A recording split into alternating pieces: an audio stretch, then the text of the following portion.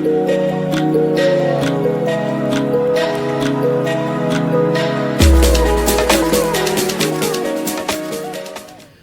and welcome to Replicating Minds once again. This is the lecture number 2 of genetics. Lecture first में हमने बहुत सारे basic concepts के बारे में डिस्कस किया था, है ना, कि कैसे सेल के अंदर क्रोमोसोम्स अरेंज्ड होते हैं, ओके, कैसे क्रोमोसोम में डीएनए होता है, डीएनए में जीन्स होते हैं, किन्हें क्रोमेटिन्स कहते हैं, किन्हें क्रोमेटिड्स कहते हैं, what is sister chromatid, what is non sister chromatids, right, और कौन से होमोलोगस क्रोमोसोम्स होते हैं, कौन से होमियोलोगस क्रोमोसोम्स होते हैं, and what is the difference between homologous chromosome and homeologous chromosome. तो ये सारी चीज़ें हमने डिस्कस की थी। आज के इस वीडियो को देखने से पहले I will suggest you to go and watch the lecture 1 because that is very much important for you. उसके बाद ही आपको ये अच्छे से समझ में आएगा, वरना सर के ऊपर से जाएगा। ओके, चलिए स्टार्ट करते हैं आज की वीडियो। देखो, हमने लास्ट लेक्चर में लेक्चर को एंड किया था क्रोमोसोम्स पर आके, है ना। हमने क्रोमोसोम्स का पूरा एक ओवरव्यू समझा था, किस तरीके से अरेंज्ड होते हैं, ओके। और हमने ये बात की थी कि जो क्रोमोसोम्स होते हैं, अगर हम एक ह्यूमन सेल की बात करें, अगर हम अपनी बात करें, तो we are diploid organism. What is diploid organism? Diploid organism का मतलब होता है कि जिन ऑर्गेनिज्म में there are 2 sets of chromosome present. What is mean by 2 sets? 2 set का मतलब कि एक सेट तो आएगा मदर से और एक सेट आता है फादर से, राइट। और हमने लास्ट लेक्चर में क्या बात की थी, याद करने की कोशिश करो, कि वी ह्यूमंस हैव 46 क्रोमोसोम और यू कैन से 23 पेयर ऑफ क्रोमोसोम, राइट।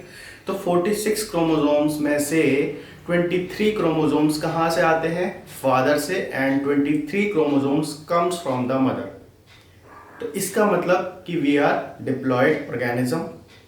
आज हम इस लेक्चर की शुरुआत इसी पॉइंट से करेंगे, राइट। तो how chromosomes are inherited, chromosomes कैसे इनहेरिट होते हैं। इसलिए मैं बोल रहा हूं कि फर्स्ट लेक्चर देखना बहुत इंपॉर्टेंट है, क्योंकि ये जो टर्म्स है, इनहेरिटेड, इनहेरिटेंस, डिप्लॉयड ऑर्गेनिज्म, है ना, क्रोमोसोम्स, ये सारे हमने डिस्कस किए थे लेक्चर फर्स्ट में, राइट। तो यहाँ पर हम ये सारी बातें नहीं करेंगे। तो यहाँ पर हम ये देखेंगे कि हाउ क्रोमोसोम्स आर इनहेरिटेड। अगर हम बात करें डिप्लॉयड ऑर्गेनिज्म की, मतलब हम अपनी अगर बात करें, ह्यूमंस की बात करें, तो in diploid organism we carry 2 sets of chromosome. 2 sets of chromosome, clear? यहाँ तक समझ में आ रहा है? ओके। अब देखो, ह्यूमन का एग्जांपल ले रहे हैं हम, तो one set carry 23 chromosome, you know, and it comes from the father, and one set carry 23 chromosome and that comes from the mother. यहां तक क्लियर? ओके। अब समझो, यहां पर देखो, हमारी बॉडी में ट्रिलियंस ऑफ सेल्स हैं, बहुत सारी सेल्स हैं, आपको पता है ना। और हमने बात क्या की थी लास्ट लेक्चर में, याद करो, कि बॉडी का हर एक सेल, कोई सा भी सेल उठाओ आप, सब में नंबर ऑफ क्रोमोसोम्स 46 ही होंगे, सेम नंबर ऑफ क्रोमोसोम होंगे, सेम टाइप ऑफ क्रोमोसोम होंगे, बिल्कुल एक जैसे ही क्रोमोसोम होंगे, समझ रहे हो? तो हम ट्रिलियंस ऑफ सेल्स में से किसी एक सेल को उठाते हैं और समझते हैं कि कैसे क्रोमोसोम्स में होते हैं, एक बार फिर से, ताकि कोई भी डाउट ना रहे।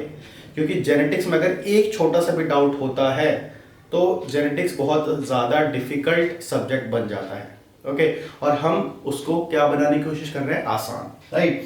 तो अब देखो, ट्रिलियंस ऑफ सेल्स में से, क्योंकि सारी सेल्स के अंदर एक जैसे ही क्रोमोसोम होते हैं, एक there are same number of chromosome present in every cell of your body, of my body, of human body. तो हम किसी भी एक सेल का एग्जाम्पल ले सकते हैं समझने के लिए, ओके। तो हमने यहाँ पर एक सेल ली, सेल के अंदर हम मेनली फोकस करेंगे न्यूक्लियस पर। ये जो आपको रेड कलर से दिखाई दे रहा है organelle, that is nucleus, and you know that the chromosomes are present inside the nucleus, okay. तो हमने क्या बात की थी कि क्रोमोसोम में, मतलब सेल में जो न्यूक्लियस होता है उसके अंदर 23 पेयर ऑफ क्रोमोसोम प्रेजेंट होते हैं। तो मैंने आपकी आसानी के लिए, क्योंकि बहुत सारे बच्चों को कभी भी ये चीज अच्छे से क्लियर नहीं हो पाती कि कैसे क्रोमोसोम प्रेजेंट होते हैं, कितने क्रोमोसोम प्रेजेंट होते हैं, किस तरीके से प्रेजेंट होते हैं, तो मैंने पूरी नंबरिंग भी की है। अब देखो इसमें आप देख सकते हो 23 पेयर्स आपको दिखाई दे रहे होंगे, 1 2 3 4 5 6, इस तरीके से आप यहाँ तक देखो 22 तक। और 23rd जो पेयर है यहाँ पर देखो, मैंने इसको थोड़ा स्पेशल तरीके से ड्रॉ किया है। क्यों? क्योंकि this determines the sex of the individual. जो 23rd पेयर होता है यहाँ पर देखो, ये जो 23rd पेयर होता है ये हो सकता है आपका या तो ये वाला कॉम्बिनेशन, ये वाला कॉम्बिनेशन, दिस वन, और it can be this combination. तो देखो ये जो कॉम्बिनेशन है ये क्या है, ये जो कॉम्बिनेशन है ये दोनों एक्स क्रोमोसोम है, और ये जो है एक एक्स और एक वाई क्रोमोसोम है। तो जो 23rd पेयर होता है, हमने याद करो फर्स्ट लेक्चर में बात की थी कि अगर 23rd pair of chromosome will be X Y, तो इंडिविजुअल कैसा होगा, मेल होगा। और अगर 23rd पेयर दोनों एक्स क्रोमोसोम होंगे तो इंडिविजुअल कैसी होंगी, मेल होंगी। यहां तक क्लियर? तो एक सिंगल सेल के बारे में हमने बात की कि उसके अंदर कैसे क्रोमोसोम प्रेजेंट होते हैं, राइट। अब देखो यहां पर 23 पेयर ऑफ क्रोमोसोम्स प्रेजेंट है यहां पर, है ना। अब हम इसमें से किसी एक पेयर को उठाते हैं और समझते हैं, राइट। तो हमने उठाया मान लो फर्स्ट पेयर को, आप किसी भी पेयर को उठा सकते थे, है ना। जैसा जैसा फर्स्ट पेयर के बारे में हम बात करेंगे, अपने दिमाग में ये सोचना कि सेम कंडीशन सेम सिचुएशन में ये सारी क्रोमोसोम्स का प्रोसेस होता है, ओके। बिल्कुल सिमिलरली इन सब का एक जैसा ही प्रोसेस होता है। तो हम एक क्रोमोसोम पेयर के हेल्प से समझने की कोशिश करेंगे। मजा आ रहा है ना? कोई भी डाउट नहीं रखना है, आराम आराम से समझो, ठीक है, बहुत आराम से। अब देखो जो फर्स्ट क्रोमोसोम है हमने इसको लिया, this is first pair of chromosome. तो इसको हमने यहाँ पर बढ़ा कर देखा, राइट। तो इसमें आपको दो क्रोमोसोम दिखाई दे रहे होंगे, this one and this one. आपको यहाँ तक क्लियर हो चुका है कि एक क्रोमोसोम तो मदर से आता है और दूसरा क्रोमोसोम कहां से आता है, फादर से आता है, राइट। अब one copy of each pair, okay, one copy of each pair is inherited from each parent, clear है ना। अब हम क्रोमोसोम से चलते हैं जीन्स पर, है ना। आगे तो बढ़ना पड़ेगा, है ना, जिंदगी में तो आगे बढ़ना पड़ता है, तो लेक्चर पे भी आगे बढ़ते हैं।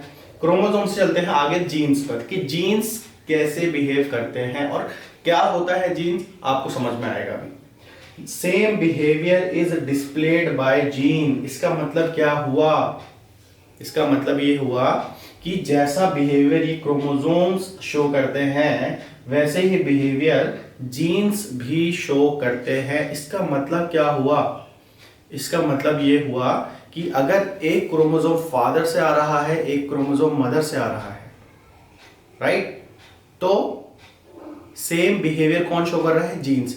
मतलब एक जीन फादर से, एक जीन की कॉपी मदर से, और फिर मिलके ये एक किसी कैरेक्टर को रिप्रेजेंट कर रहे हैं। समझ रहे हो इस चीज को? तो इससे ये कंक्लूड किया, the conclusion of this statement is that chromosomes carry genes. इसका मतलब ये कि ये जो क्रोमोसोम्स हैं, ये जो क्रोमोसोम्स हैं, दे होमोलोगस क्रोमोसोम्स, ये क्रोमोसोम्स के ऊपर ही जीन्स होते हैं। तभी तो ये एक कुछ आधे जीन फादर से आते हैं, आधे जीन्स मदर से आते हैं, है ना। तो इनके ऊपर जीन्स ऐसे प्रेजेंट होते हैं एक लीनियर एरा की फॉर्म में। समझ रहे हो इस चीज को? The genes are present on the chromosome in the form of linear array. Line से जीन्स प्रेजेंट होते हैं क्रोमोसोम के ऊपर, यहां पर आप देख सकते हो। तो अब देखो ध्यान से कि ये जो पेयर है होमोलोगस क्रोमोसोम का, इसमें एक मदर से आया है और एक फादर से। समझ रहे हो? तो क्रोमोसोम्स के ऊपर ही जीन्स होंगे, है ना। तो आधे जीन्स कहां से आ रहे हैं, आधे जीन्स आपकी बॉडी में आपके फादर से आ रहे हैं और आधे genes are coming from your mother. यहां तक क्लियर है?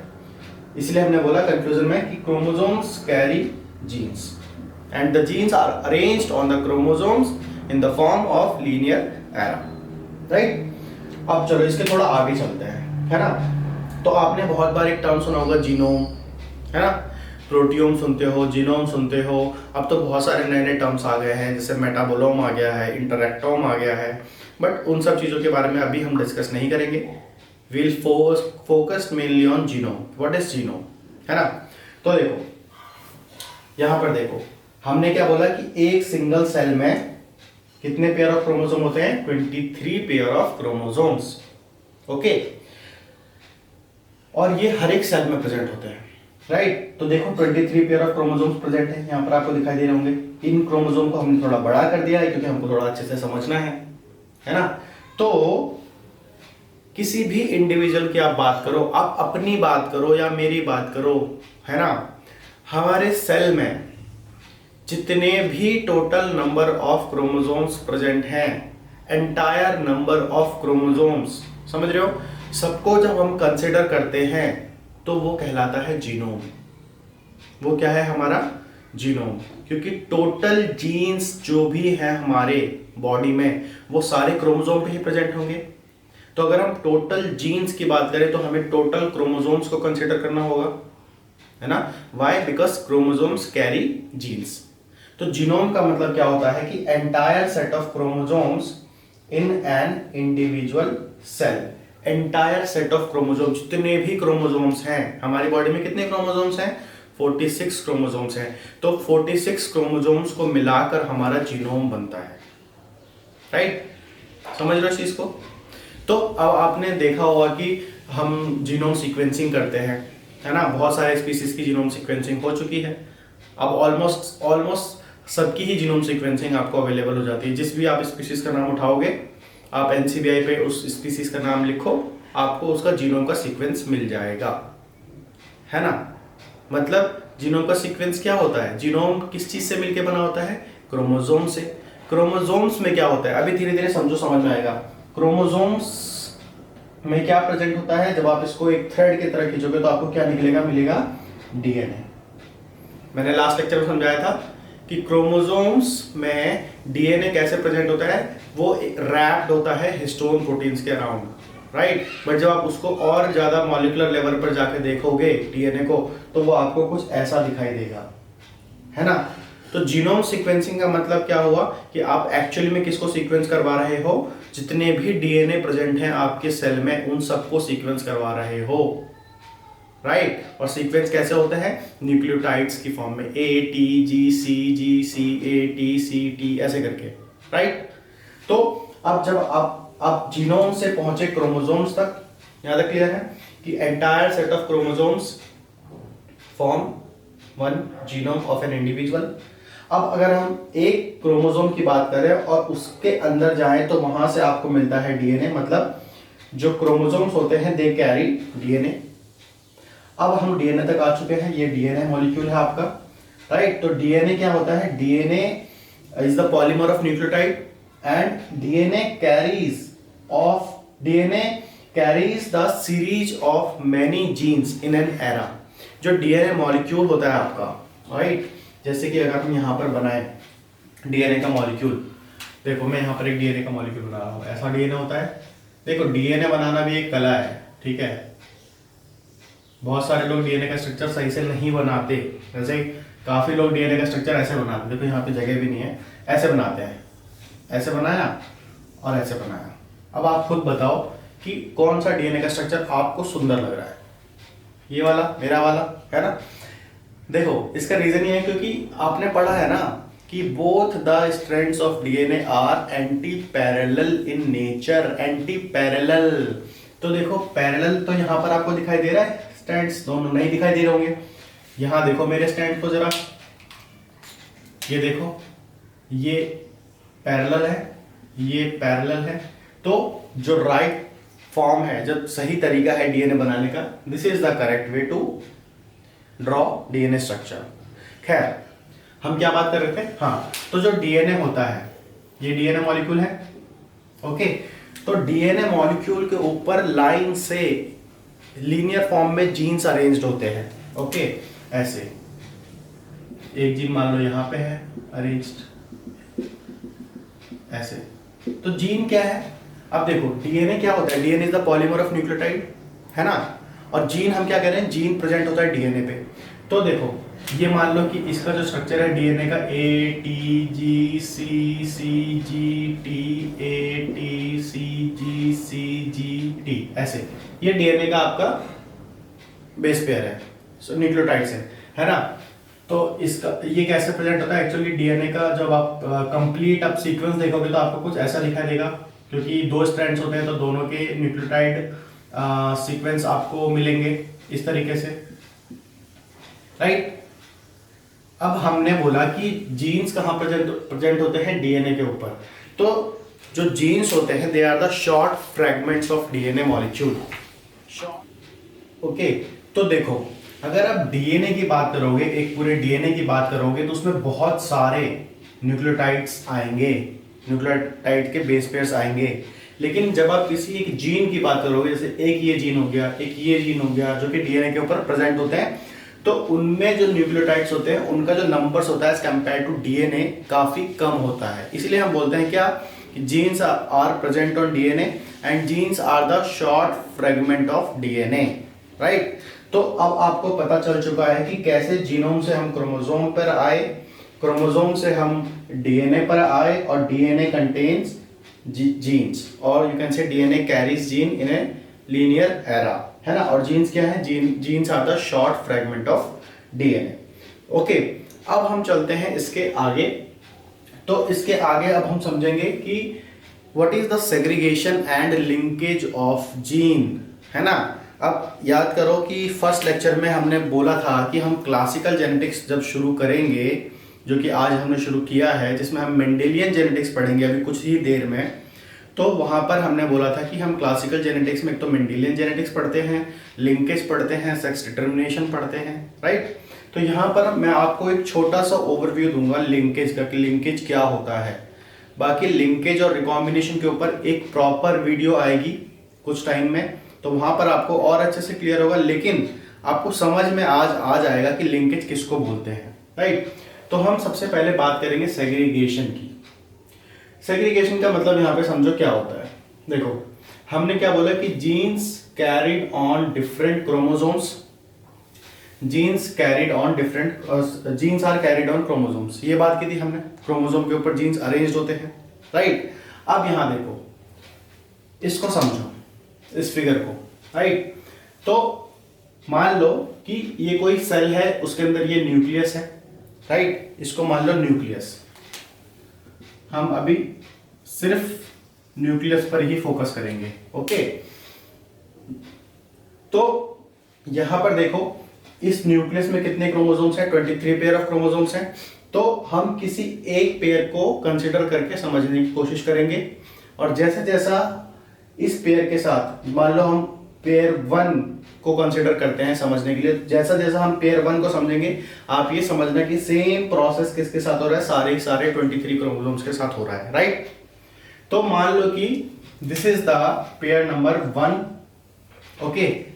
अब देखो, आपको फर्स्ट लेक्चर में मैंने बताया था कि क्यों ये क्रोमोसोम्स कभी कभी तो ऐसा दिखता है जिसमें सिंगल क्रोमेटिड्स दिखते हैं, और कभी कभी क्रोमोसोम्स ऐसा दिखता है जिसमें दो क्रोमेटिड्स दिखते हैं, राइट।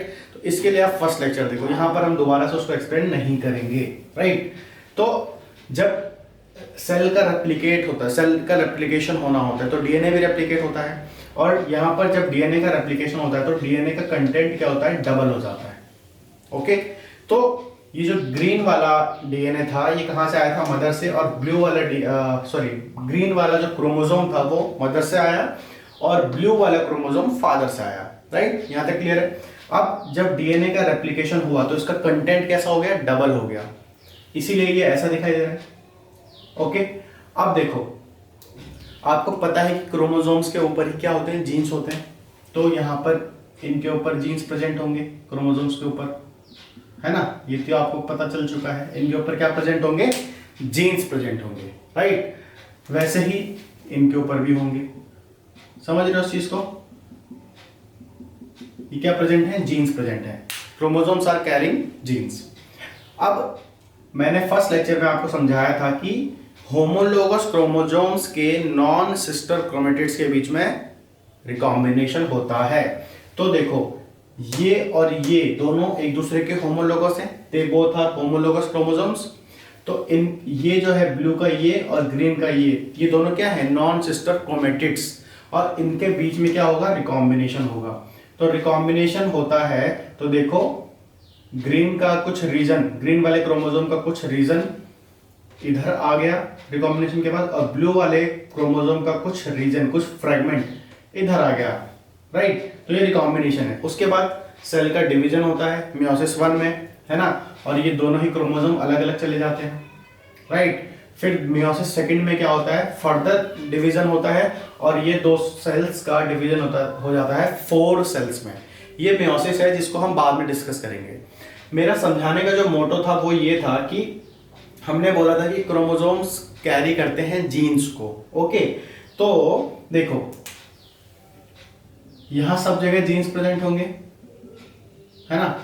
तो अब देखो कि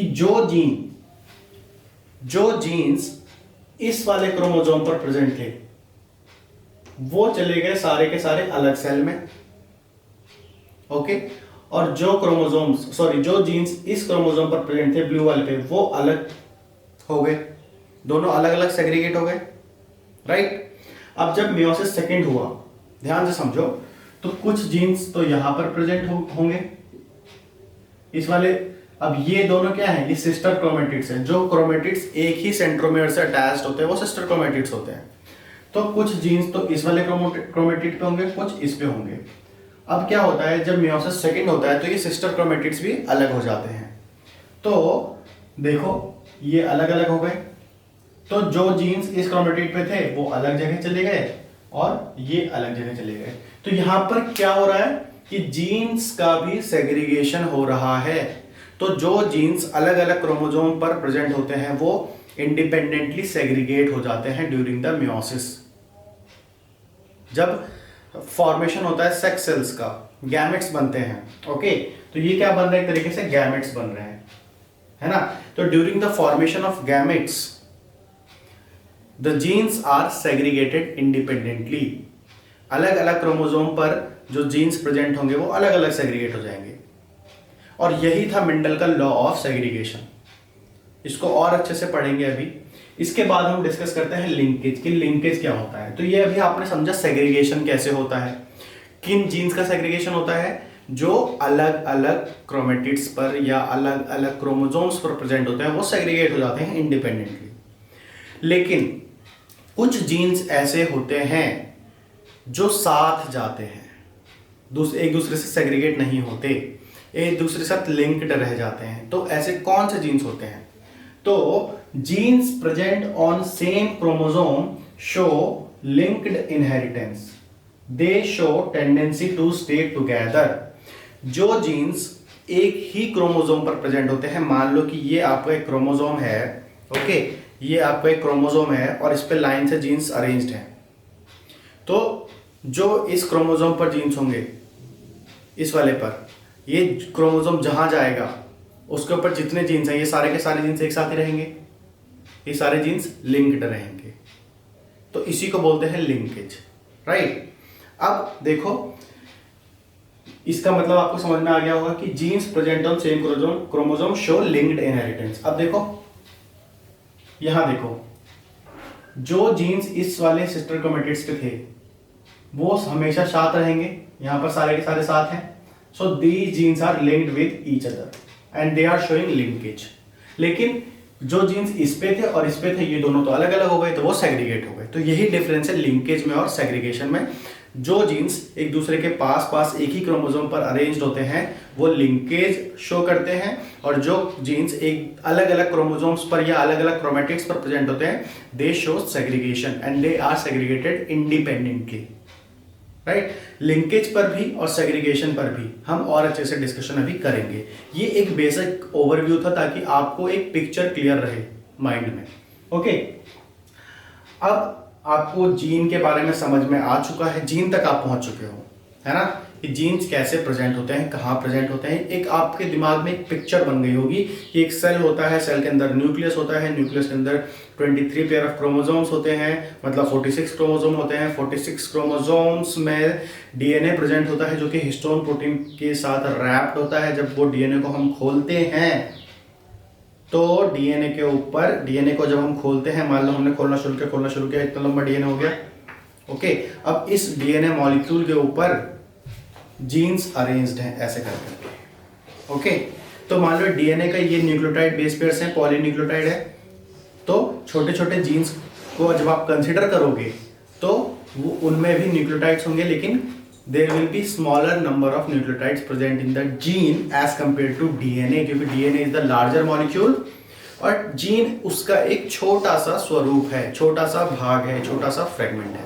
आई होप यहाँ तक आपको बहुत अच्छे से समझ में आ रहा होगा, है ना। वो तो आप कमेंट बॉक्स में ही बताओगे कि आपको अच्छे से समझ में आया या नहीं, और मैं ये चाहूँगा कि आप ज़रूर बताएं जो भी इस वीडियो को देख रहा है, ताकि मेरे को पता रहे कि मैं कैसा समझा पा रहा हूँ आपको या नहीं। राइट, चलिए आगे चलते हैं। तो अब यहाँ तक हमारे जितने भी बेसिक कंसेप्ट थे वो सेट हो चुके हैं। अब मज़ा आएगा पढ़ने में, और हम क्या पढ़ेंगे, will study now about the Mendelian genetics.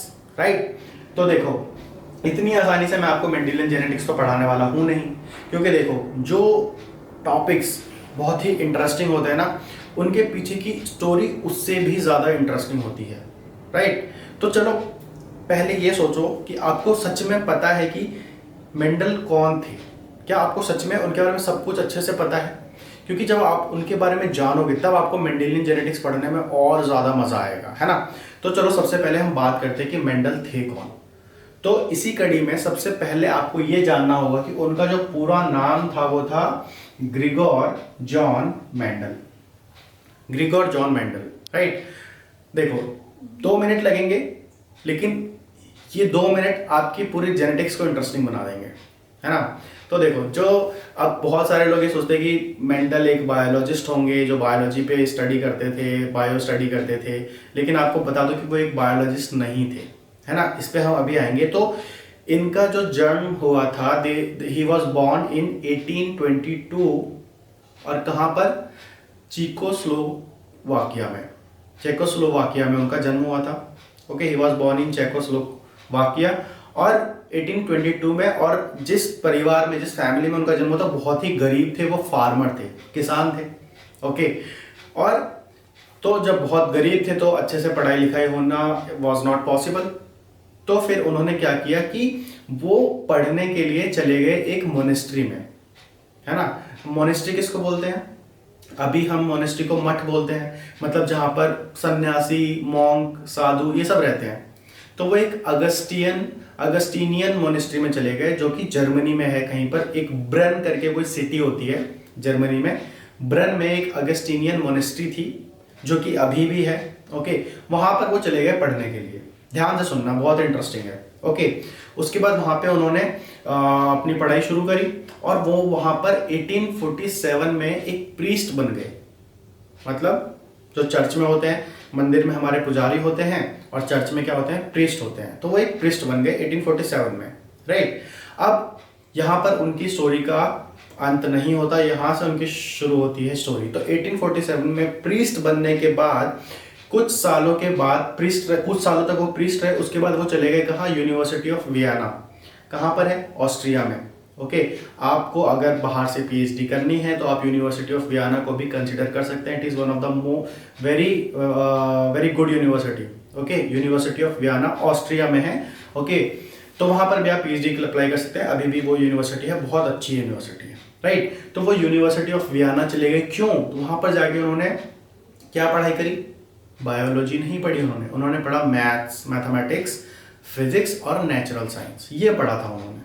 तो अब आपको समझ में आ रहा है कि उनका बैकग्राउंड बायोलॉजी नहीं था, उनका बैकग्राउंड क्या था, मैथमेटिक्स था, फिजिक्स था और नेचुरल साइंस था। राइट, बट वहाँ पर भी वो एक बहुत ही आउटस्टैंडिंग स्टूडेंट नहीं थे कभी भी, एक एवरेज स्टूडेंट थे, है ना।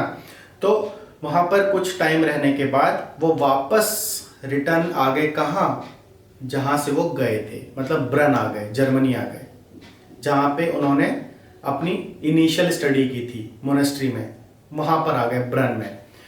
वो आए 1854 में। ओके, और फिर कुछ टाइम तक वो एक सब्स्टिट्यूट टीचर की तरह उन्होंने काम किया वहीं पर ब्रन में ही, एक स्कूल टीचर की तरह काम किया, सब्स्टिट्यूट स्कूल टीचर की तरह। और फिर उन्होंने तब उनको पता नहीं, मुझे नहीं पता कहाँ से उनको ये ख्याल आया, 1857 में उन्होंने पी पे अपना एक्सपेरिमेंट शुरू किया, जिसके ऊपर ये मेंडेलियन जेनेटिक्स पूरी की पूरी बेस्ड है। और नॉट मेंडेलियन जेनेटिक्स, पूरी जेनेटिक्स जो एक्चुअली बेस्ड है वो उनकी ही स्टडी पर बेस्ड है, राइट। तो जब आज हम जो जेनेटिक्स पढ़ते हैं, it is basically based on the gene theory of inheritance and it was given by Mendel, right. और इंटरेस्टिंग बात यह है कि उन्होंने कोई भी कोर बायोलॉजिकल स्टडी नहीं करी थी पी पर। तो उनका जो बैकग्राउंड था वो मैथमेटिक्स था। तो जब वो ऑस्ट्रिया से आए थे तो उन्होंने कुछ अच्छे स्किल्स सीखे थे, मैथमेटिक्स स्किल्स सीखे थे, ओके, प्रोबेबिलिटी सीखी थी, राइट। तो उन्होंने क्या किया, उसी को अप्लाई किया पी के साथ, जो भी उन्होंने एक्सपेरिमेंट किया। तो उन्होंने कोई भी बायोलॉजिकल एक्सपेरिमेंट नहीं किया था, उन्होंने कुछ हाइपोथेसिस ऑब्जर्वेशन की और उसके बेसिस पर हाइपोथेसिस दिए, जो कि बाद में बिल्कुल करेक्ट प्रूव हुए। कुछ साइंटिस्ट आए 1900 में, जैसे ह्यूगो डी वरीज, जिन्होंने म्यूटेशन पे काम किया था। तो जब मेंडल ने 1857 में अपना ये काम शुरू किया तो उनको 7 साल लगे ये पूरा एक्सपेरिमेंट करने में, जो कि अभी हम डिस्कस करने जा रहे हैं, बहुत इंपॉर्टेंट है ये, ओके। तो 7 साल तक उन्होंने एक्सपेरिमेंट किया, ओके। और ये अराउंड खत्म हुआ 1864 या 65 में। 1857 से 7 साल तक चला। और मजे की बात यह है कि 1865 से लेकर 1900 सेंचुरी तक किसी ने भी उनके काम पर ध्यान दिया ही नहीं।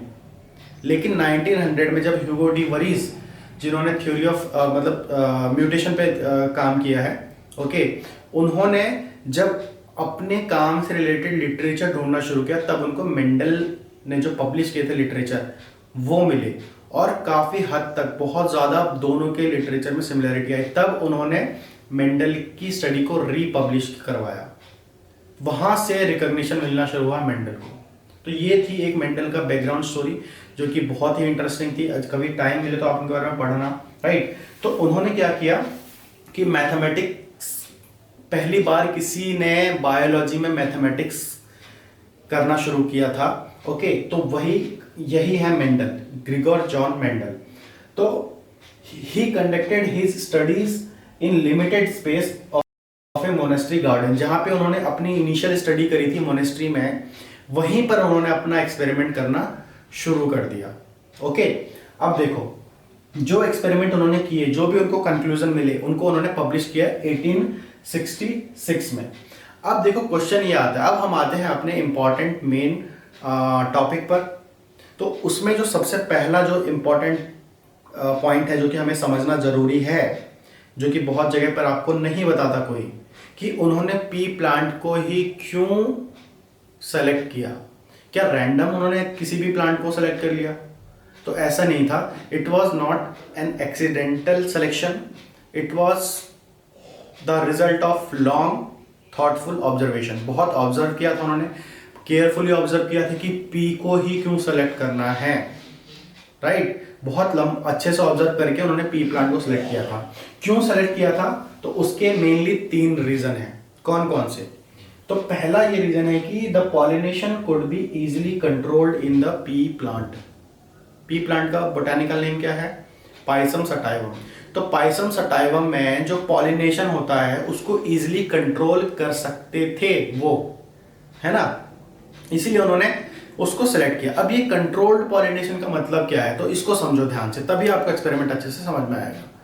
कंट्रोल्ड पॉलिनेशन का मतलब ये होता है कि अपने अकॉर्डिंग पॉलिनेशन करवाना, जिसको आप आर्टिफिशियल पॉलिनेशन बोल सकते हो या आर्टिफिशियल इनसेमिनेशन बोल सकते हो। अब ये क्या होता है, इसको ध्यान से समझो।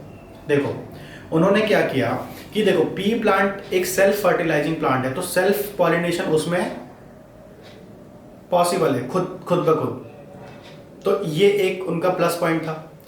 अब जब उनको क्रॉस फर्टिलाइजेशन करवाना होता था, 2 अलग अलग कैरेक्टर्स वाले पी प्लांट के बीच में अगर क्रॉस फर्टिलाइजेशन करवाना था, तो वो क्या करते थे कि एक पी प्लांट के स्टेमन को कट करके उसके एंथर्स को निकाल देते थे और दूसरे पी प्लांट के एंथर्स को लेते थे और या पॉलेंस को लेते थे और उस पर डाल देते थे। तो ये इसको बोलते हैं क्रॉस फर्टिलाइजेशन। राइट। तो ये जो स्टेमन को कट करके निकाल देते हैं उसको इमेस्कुलेशन बोलते हैं, है ना। तो इस तरीके से ये क्रॉस फर्टिलाइजेशन करवा सकते थे इजिली। तो इसीलिए ये पॉसिबल था पी प्लांट में, इजिली पॉसिबल था, इसलिए उन्होंने पी प्लांट को सिलेक्ट किया। दूसरा जो रीजन था इंपॉर्टेंट कि the pea plant was easy to cultivate. Easy to cultivate का मतलब ये कि pea plant can pea plant takes only one season to go from one generation to next generation। मतलब एक ही सीजन में वो एक जनरेशन की स्टडी कर सकते थे, है ना। जैसे F1 जनरेशन पढ़ा होगा, F2 जनरेशन पढ़ा होगा, तो एक F1 जनरेशन से F2 जनरेशन क्या पूरा एक जनरेशन है, तो वो एक सीजन में ही स्टडी कर सकते थे। So it was easy to cultivate, easy to grow. तीसरा जो इंपॉर्टेंट रीजन है उसी पर मेंडल की स्टडी बेस्ड है, वो क्या है कि the pea plant had sharply defined inherited traits. इसका मतलब क्या है कि जो ट्रेड्स थे, ट्रेड्स क्या होते हैं, कैरेक्टर्स होते हैं। कैरेक्टर्स क्या होता है कि पी प्लांट कैसा दिखता है, उसकी मॉर्फोलॉजी कैसी है, उसके जो सीड्स होते हैं वो राउंड हैं या रिंकल्ड हैं, ओके। सीड का जो कलर है वो कैसा है, ग्रीन है या येलो है। उसका जो पॉड है जिसके अंदर मटर के छिलके मतलब जो मटर के दाने होते हैं, मतलब जो छिलका होता है मटर का, उसको पॉड बोलते हैं। उस पॉड का कलर क्या है, येलो है कि ग्रीन है। पी का जो प्लांट है वो उसकी हाइट लेंथी है या शॉर्ट है, तो इसको बोलते हैं इनहेरिटेड कैरेक्टर्स। तो ये जो कैरेक्टर्स थे ना, ये कैसे थे, देवर शार्पली डिफाइंड, बिल्कुल कॉन्ट्रास्टिंग कैरेक्टर्स थे, राइट। सीड का कलर येलो या ग्रीन, कॉन्ट्रास्टिंग कैरेक्टर। सीड का शेप रिंकल्ड या राउंड, कॉन्ट्रास्टिंग कैरेक्टर। स्टेम की हाइट लेंथी या शॉर्ट, कॉन्ट्रास्टिंग कैरेक्टर्स। तो इजीली ये ऑब्जर्वेबल था, इसकी वजह से इन्होंने पी प्लांट को सिलेक्ट किया। यहां तक क्लियर है। अब धीरे धीरे हम अपने टॉपिक पॉइंट के ऊपर आ रहे हैं, है ना। तो इन्होंने 7 कैरेक्टर्स पी प्लांट के कंसिडर किए थे और इनके ऊपर ही इन्होंने अपनी पूरी स्टडी की थी। अब ये 7 कैरेक्टर्स कौन कौन से हैं, तो अभी हम देखते हैं। तो जिन 7 ट्रेड्स की बात हमने की कि मेंडल ने कौन से 7 ट्रेड सेलेक्ट किए पी प्लांट्स के, पायसम सटाइवम के, तो वो हैं ये, okay. 7 traits of Pisum sativum selected by Mendel. वो कौन कौन से थे, तो पहला था सीड कलर। जो सीड था, मटर का जो दाना था, उसका कलर क्या था, तो 2 कलर उन्होंने, मेनली 2 कलर के होते हैं, या तो येलो या तो ग्रीन, है ना। तो देखो दोनों का ही कलर कॉन्ट्रास्टिंग कलर है, दोनों के बीच में डिफरेंस करना काफी आसान है, ऑब्जर्व करना काफी आसान है ना। उसके बाद उन्होंने कंसिडर किया सीड के शेप को। तो आप देखते हो कि मटर के दाने या तो राउंड होते हैं या तो रिंकल्ड होते हैं, so they are also contrasting characters. इसी तरीके से उन्होंने पॉड शेप को कंसिडर किया, जो कि फुल या कॉन्स्ट्रिक्टेड होता है, ओके। फुल और कॉन्स्ट्रिक्टेड का मतलब कि वो कुछ इस तरीके का होता है। अगर हम फुल की बात करें तो मटर का दाना, सॉरी मटर का छिलका ऐसा बिल्कुल स्मूथ होगा। कॉन्स्ट्रिक्टेड में क्या होता है, ऐसे ऐसे होता है, देखा होगा आपने थोड़ा थोड़ा ना, ये वाला कॉन्स्ट्रिक्टेड हो गया। तो इस तरीके से उन्होंने पॉड के शेप को, मतलब मटर का जो छिलका होता है उसको, उसके कैरेक्टर को कंसीडर किया। फिर उन्होंने पॉड के कलर को, छिलका या तो ग्रीन होगा या तो येलो होगा, राइट। फिर फ्लावर के कलर को, जो उसका फूल निकलता है मटर का, वो वायलेट एंड वाइट, ये भी कॉन्ट्रास्टिंग थे, ओके। फिर फ्लावर के पोजीशन को, फ्लावर टर्मिनल एंड पे है या एक्सियल है, ओके। सब टर्मिनल का मतलब सबसे ऊपर छोर पे, लास्ट में। जैसे ये अगर कोई प्लांट है तो बिल्कुल यहाँ ऊपर टर्मिनल होगा, और एक्सियल का मतलब एक्सिस पे, along the plant, okay. Last उन्होंने जो कंसिडर किया trade, that was stem height. Plant की हाइट कैसी है, प्लांट टॉल है या ड्वार्फ है। तो ये 7 कैरेक्टर्स को मेंडल ने कंसिडर किया था। अब हम चलते हैं मेंडल की स्टडी पे, है ना।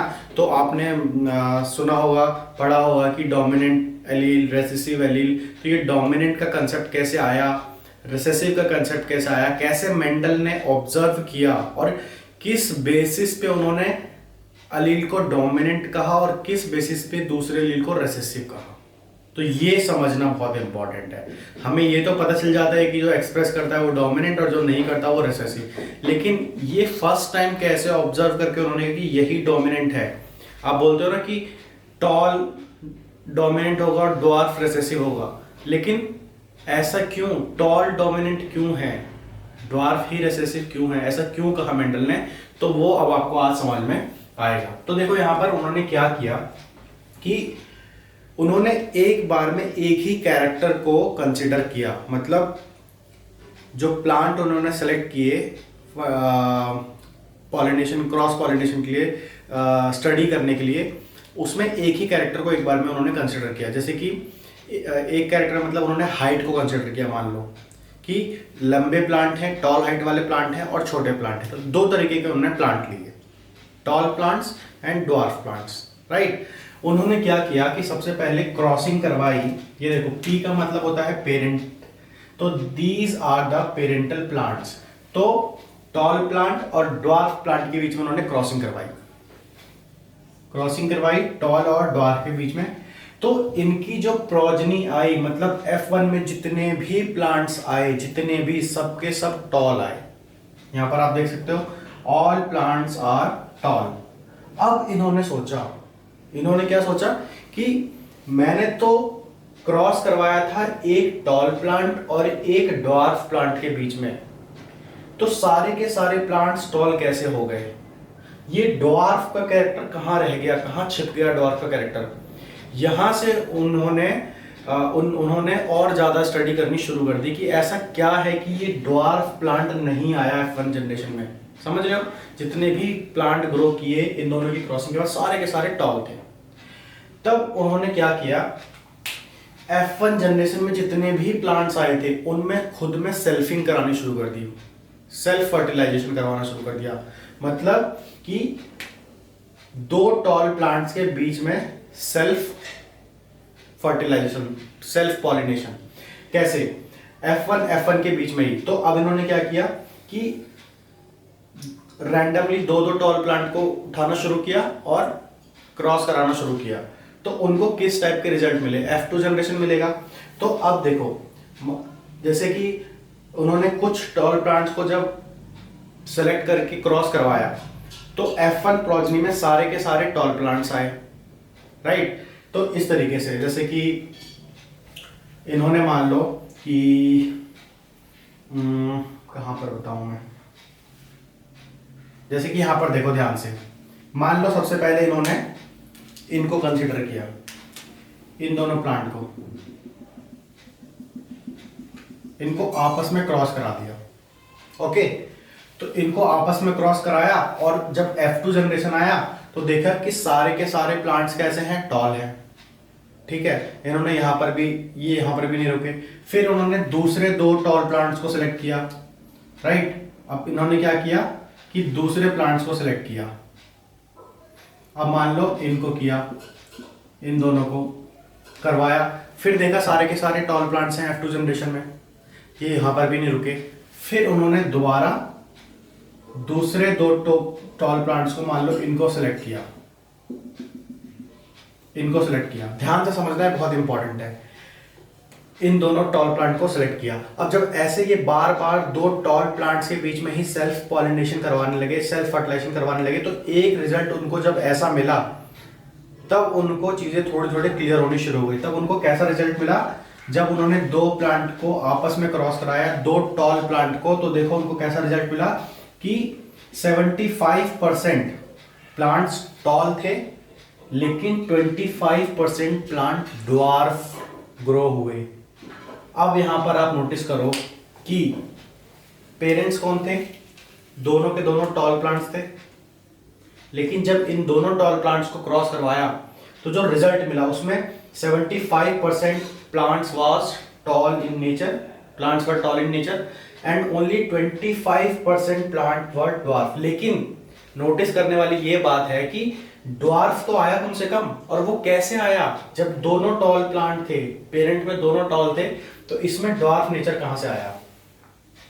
अब देखो तुम, ड्वार्फ जब हमने स्टार्टिंग में बात की थी पेरेंट की, तो यहां पर एक ड्वार्फ प्लांट लिया था, तो इन्होंने ये सोचा कि कहीं ना कहीं ये ड्वार्फ का जो कैरेक्टर है वो ट्रांसफर तो हो रहा है F1 जनरेशन में भी, लेकिन एक्सप्रेस नहीं कर पा रहा, छुप जा रहा है कहीं।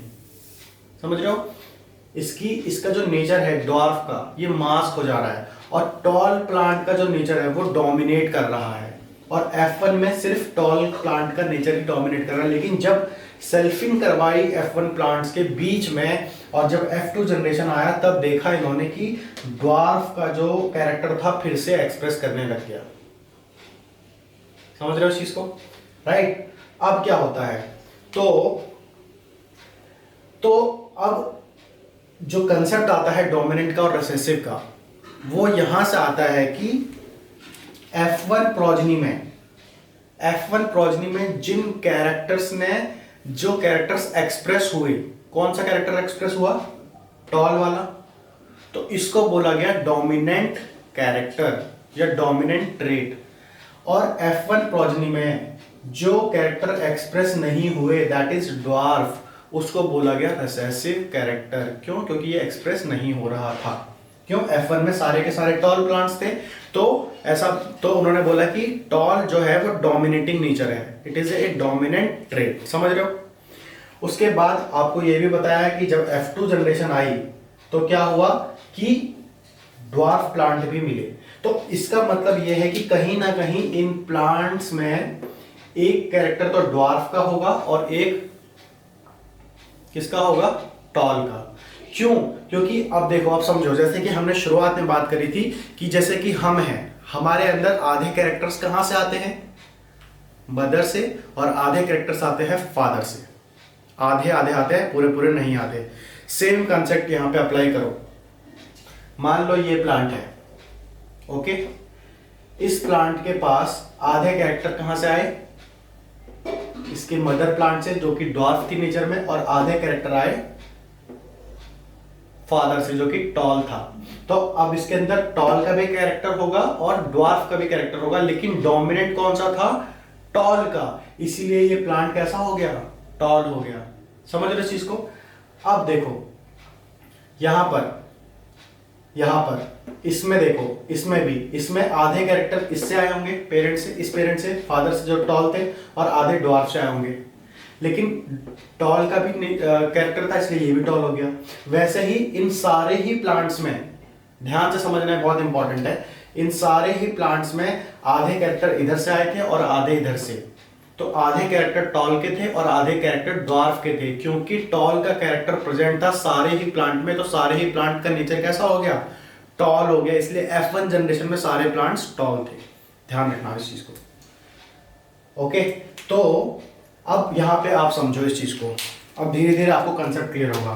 तो हमने टॉल का जो प्लांट है, ये इसका कैरेक्टर हमने मान लिया कि ये कैपिटल T जो है वो डोमिनेंट कैरेक्टर है, ओके, और ड्वार्फ स्मॉल t से रिप्रेजेंट करता है, ओके। तो अब देखो, आधे कैरेक्टर यहां से आए थे, आधे यहां से, तो इसमें capital T small t, capital T small t, capital T और स्मॉल t, कैपिटल T और स्मॉल t। समझ में आ रहा है? राइट। अब देखो, सब में कैपिटल T प्रेजेंट है, क्योंकि आधे कैरेक्टर कहां से आए हैं? फादर से, मतलब टॉल प्लांट्स, और आधे ड्वार्फ से। तो सब में क्योंकि कैपिटल T है, तो सब में डोमिनेंट नेचर है, इसलिए सारे प्लांट यहां पर कैसे हो गए थे? Tall in nature. अब आते हैं F2 जनरेशन पे। तो F2 जनरेशन में क्या हुआ कि जब दो टॉल प्लांट्स को आपस में क्रॉस कराया, तो 75% टॉल और 25% ड्वार्फ आ गए। क्यों? सिंपल है, देखो यहां पर क्या हुआ होगा कि ये चीज आपको क्लियर हो गई। यहां पे हम समझेंगे जरा इसको रफ करके।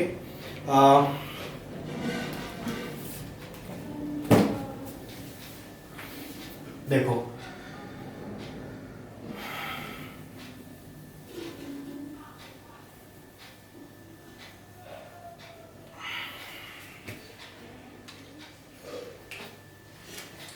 जब इन दोनों का क्रॉस कराया, तो इधर से ये गैमेट आया T और इधर से ये गैमेट आया स्मॉल t, ओके, राइट। और इन दोनों के कॉम्बिनेशन से आपको जो प्लांट्स मिले वो सब में यही कैरेक्टर था, एक कैपिटल T, एक स्मॉल t, ये F1, राइट। और हमने क्या बोला, जब F1 के प्लांट्स को क्रॉस कराया आपस में, सेल्फ पॉलिनेशन, तो दोनों ही प्लांट का character capital T small t होगा, कैपिटल T स्मॉल t होगा, ओके। दो प्लांट्स में क्रॉस कराया मतलब F1 इंटू F1 अब ध्यान से समझना है यहां पर कि इस प्लांट से दो कैरेक्टर ट्रांसफर हो सकते हैं नेक्स्ट प्रोजनी में, या तो कैपिटल टी भी ट्रांसफर हो सकता है या तो स्मॉल टी भी ट्रांसफर हो सकता है। दोनों अलग अलग कैरेक्टर है, टी टॉल को और स्मॉल टी ड्वार्फ को रिप्रेजेंट करता है। ये भी नेक्स्ट प्रोजनी में या तो कैपिटल टी ट्रांसफर कर सकता है या तो स्मॉल टी। समझ रहे हो इस चीज को? अब देखो, अब जब ये तो गैमेट्स बन गए, ये क्या है, गैमेट्स हो गए। अभी जब गैमेट्स के बीच में फ्यूजन होता है तो आपको पता है कि ये कैपिटल टी इसके साथ फ्यूज कर सकता है, कैपिटल टी, ये कैपिटल टी इसके साथ फ्यूज कर सकता है, capital T, small T capital T, और स्मॉल टी। तो आप देखो कि ड्वार्फ का नेचर था F1 में, लेकिन F1 में एक्सप्रेस नहीं कर पाया, और जब हमने F1 की सेल्फ क्रॉसिंग करवाई तो ड्वार्फ, जब दोनों ही पेरेंट्स से ड्वार्फ वाले कैरेक्टर्स आए, दोनों ही पेरेंट्स से जब एक इंडिविजुअल में ड्वार्फ वाले कैरेक्टरिस्टिक्स आ गए तो ये वापस से कैसा हो गया, इसका नेचर ड्वार्फ हो गया, राइट। इस तरीके से यहां पर आपको 75% टॉल मिले और 25% ड्वार्फ मिले। अब देखो यहां पर ध्यान से, इस टाइम तक जो ऑब्जर्वेशन चल रही थी वो सिर्फ फिनोटिपिक ऑब्जर्वेशन, मतलब ऊपर से प्लांट देखने में कैसे लग रहे हैं। तो यहां पर 75% उनको टॉल दिखाई दे रहे थे और 25% उनको ड्वार्फ दिखाई दे रहे थे। तो देखने में, ऑब्जर्व करने में रेशियो क्या मिला, 75% रेशियो 25%, मतलब फिनोटिपिक रेशियो कैसा मिला, 3:1। तो यहां पर इनको फिनोटिपिक रेशियो मिल चुका था F2 जनरेशन में जो कि 3:1 था, लेकिन जीनोटिपिक रेशियो अभी भी नहीं पता था।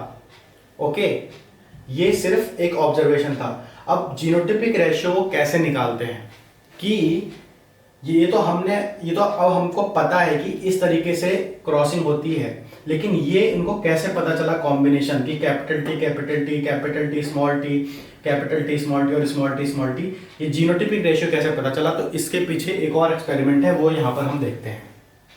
तो अब देखो इस तरफ आप F2 जनरेशन, इसको देखना ध्यान से। F2 जनरेशन में उनको सिर्फ 25% ड्वार्फ मिले थे। मान लो अगर 4 प्लांट मिले हैं तो 4 में से 3 प्लांट टॉल और 1 प्लांट ड्वार्फ मिला, राइट। तो अब उन्होंने क्या किया कि अब F2 जनरेशन के बीच में सेल्फ क्रॉसिंग कराई। ओके, तो यहां देखो F2 में हमको ड्वार्फ मिला था, राइट। तो उन्होंने क्या किया कि अब वो समझना चाहते थे कि ये जो टॉल आ रहे हैं प्लांट, है ना, ये जो टॉल प्लांट आ रहे हैं, इनका जीनोटाइप कैसा है, क्या सब में जो 2 फैक्टर्स हैं दोनों कैपिटल टी हैं या एक कैपिटल टी की स्मॉल टी, ये समझना चाहते थे वो। तो उन्होंने क्या किया कि ये जो ड्वार्फ प्लांट आए थे F2 जनरेशन में, इसको क्रॉस कराया किसके साथ, जो F2 जनरेशन में टॉल प्लांट्स आए थे।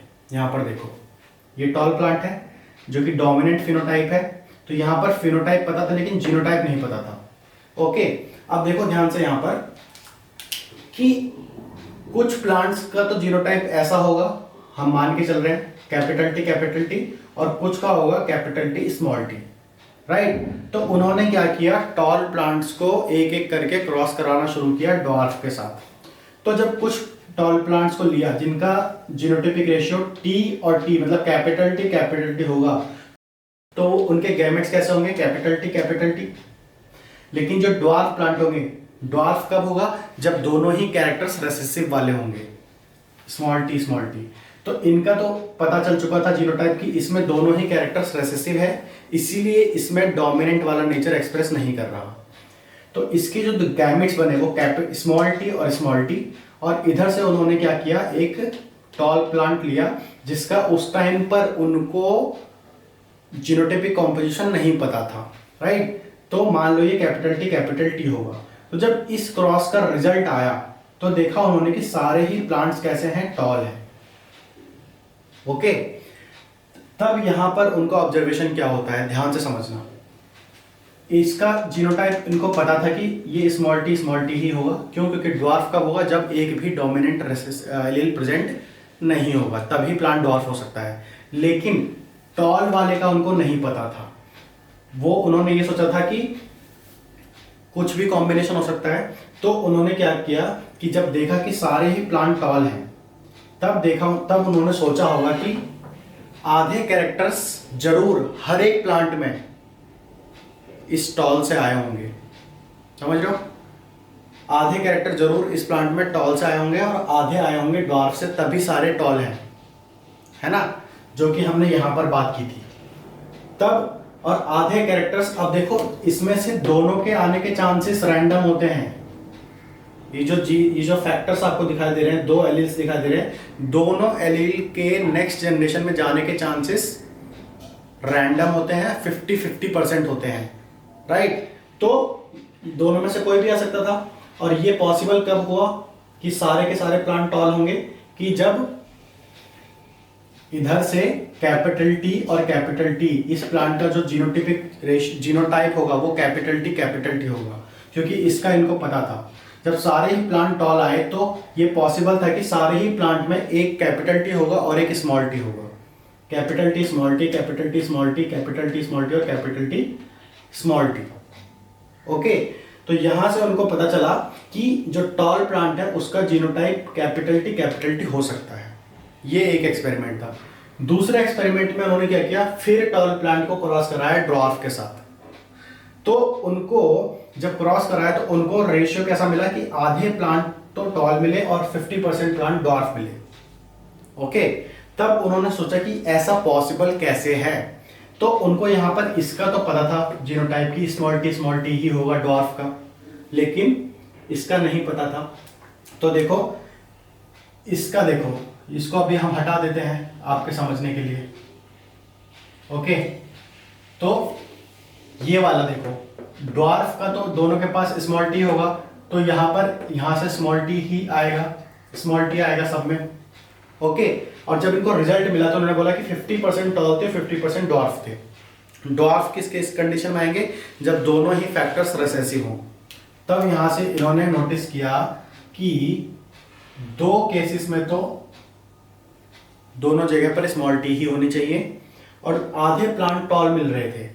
तो इन्होंने ऑब्जर्व किया कि क्या हो सकता है कि एक टी तो यहां से आएगा ही आएगा, लेकिन जब आधे प्लांट टॉल क्यों है? क्योंकि यहां से कैपिटल टी आया होगा। इस तरीके से उन्होंने प्लांट्स के जीनोटाइप निकालना शुरू किए। तो इससे उनको पता चला कि जो टॉल प्लांट होते हैं उसमें या तो प्योर नेचर होता है, मतलब प्योर टॉल प्लांट होते हैं, या हाइब्रिड टॉल प्लांट हो सकते हैं। हाइब्रिड टॉल प्लांट वो होते हैं जिसमें एक कैरेक्टर तो डोमिनेंट होता है और एक रेसेसिव। तो डोमिनेंट वाला तो एक्सप्रेस करेगा ही, इसलिए वो टॉल हो जाता है, लेकिन ऐसा नहीं है कि उसमें रेसेसिव नहीं है। समझ रहे हो? तो ये पूरी स्टोरी थी जीनोटाइप और फेनोटाइप के रेशियो के बीच में। ओके, तो यहां से जो उनको जीनोटाइप का रेशियो मिला वो मिला, देखो क्या, यहां से जो उनको जीनोटाइप का रेशियो मिला वो उनको कैपिटल टी और स्मॉल टी, राइट। अब इंटरप्रिटेशन क्या है मेंडल के, वो समझते हैं। तो पहला इंटरप्रिटेशन ये था कि each trait is controlled by a pair of factors and they are called gene. इसका मतलब क्या है? Each trait is controlled by pair of factors. Each trait का मतलब चाहे वो कलर हो, चाहे वो हाइट हो, चाहे वो शेप हो, ये एक ट्रेट है। और हर एक ट्रेट को एक पेयर ऑफ फैक्टर कंट्रोल कर रहा है, एक जीन कंट्रोल कर रहा है, जिसमें एक पेयर ऑफ फैक्टर्स है। मतलब एक जीन में पेयर है फैक्टर्स का। जैसे कि यहां पर आप देखो कैपिटल टी स्मॉल टी, ये एक जीन है जो कि हाइट को डिनोट कर रहा है, बट इसमें 2 फैक्टर्स हैं, एक कैपिटल टी और एक स्मॉल टी, 2 अलग अलग फैक्टर्स हैं। तो यही बोल रहा है each trait is controlled by a pair of factors called jeans.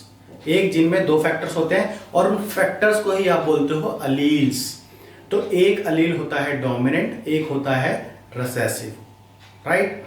इसके बाद in a gene each factor is derive from each parent. ये भी क्लियर हो गया, each factor is derive from each parent. तो जैसे कि अगर हम इस वाले प्रोजनी की बात करें तो इसमें कैपिटल टी देखो कहां से आया है, इस वाले प्लांट से, और स्मॉल टी आया है इस प्लांट से, है ना। कैपिटल टी कहां से आया है? इधर से, और स्मॉल टी कहाँ से आया है, यहाँ से। तो in a gene each factor is derived from each parent, right. इसके बाद थर्ड क्या है, pure tall plant. Pure tall plant का जो जीनोटाइप होगा कैसा होगा, capital T capital T. Pure dwarf plant का कैसा होगा, स्मॉल टी। और हाइब्रिड का कैसा होगा, capital T small T, right. इसके बाद गिवन गैमेट्स, जो गैमेट्स हैं ये क्या है, गैमेट्स हैं। ये क्या है, प्लांट का जीन था और जब इसका गैमेट बना प्लांट का तो उसको गैमेट बोला। तो ये बोल रहे हैं gametes contain only one of the two factor. अब ये जो टू फैक्टर्स हैं स्मॉल टी है ना, तो गैमेट में, एक गैमेट में इसमें से एक ही फैक्टर जाएगा, राइट। जैसे कि यहां पर देखो ये कैपिटल टी स्मॉल टी है, तो ये गैमेट्स जो बने हैं, ये एक गैमेट है, ये दूसरा गैमेट है। तो इस गैमेट में इनमें से एक ही फैक्टर जाएगा, या तो कैपिटल टी जा सकता है या तो स्मॉल टी जा सकता है ना। तो given gametes contain only one of the two factors, ये एक इंटरप्रिटेशन। उसके बाद कौन सा फैक्टर जाएगा नेक्स्ट पॉजी में, ये रैंडम होता है। कैपिटल टी और स्मॉल टी दोनों के ही जाने के चांसेस 50-50% होते हैं, राइट। अब अगर किसी जीन में दोनों डोमिनेंट प्रेजेंट हैं एलील्स, कैपिटल टी, तो वो आपका कहलाएगा होमोजाइगस। या दोनों रिसेसिव प्रेजेंट हैं तो वो कहलाएगा आपका, वो भी कहलाएगा होमोजाइगस। मतलब दोनों एक जैसे एलील्स होने चाहिए, समझ रहे हो। और हेट्रोजाइगस क्या कहलाएगा, जब एक जीन में दोनों एलील्स अलग अलग हो, जैसे कैपिटल टी और स्मॉल टी। तो ये था मेंडल का इंटरप्रिटेशन, ओके। तो यहां से आपको ये डोमिनेंस और रिसेसिव का कंसेप्ट आई होप अच्छे से क्लियर हो गया होगा, है ना। इसके बाद जो हम स्टार्ट करेंगे, अब हम नेक्स्ट वीडियो में स्टार्ट करेंगे मेंडल्स के लॉज के बारे में पढ़ना, जैसे कि law of dominance, law of incomplete dominance, law of segregation, law of independent assortment. तो धीरे धीरे हम कोर जेनेटिक्स की तरफ बढ़ेंगे। आज के लिए इतना ही, मिलेंगे नेक्स्ट वीडियो में, तब तक पढ़ते रहिए, ख्याल रखिए। Thank you so much.